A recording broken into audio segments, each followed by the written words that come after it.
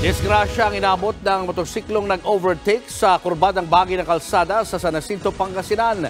Sa pulsa video ang pagbangga nito sa kasalubong na tricycle. Nasa frontline ng balitang yan si Gary De Leon.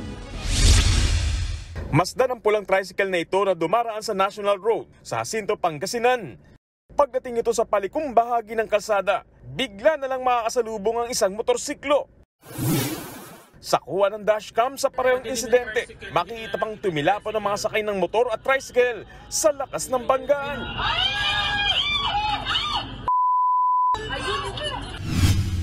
Kritikal sa pagamutan ng driver ng motorsiklo na si Jeffrey Tabadero.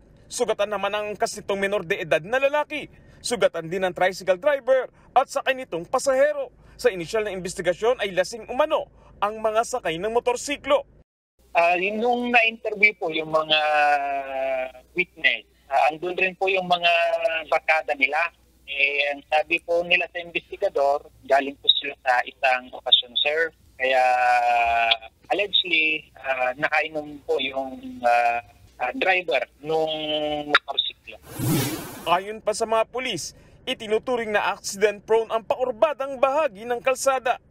Kung titignan mo, sir, yung may pavement markings naman yon na double yellow lane. Ibig sabihin, bawal na mag-overtake.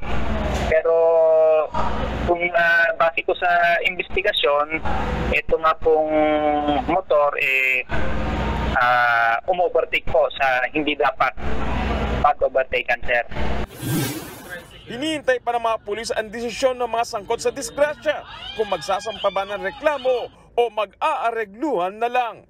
Nagbabalita mula sa frontline, Gary De Leon, News 5. Mga kapatid, Julius Babaw po. Iba na ang may alam at may pakialam sa panahon ngayon.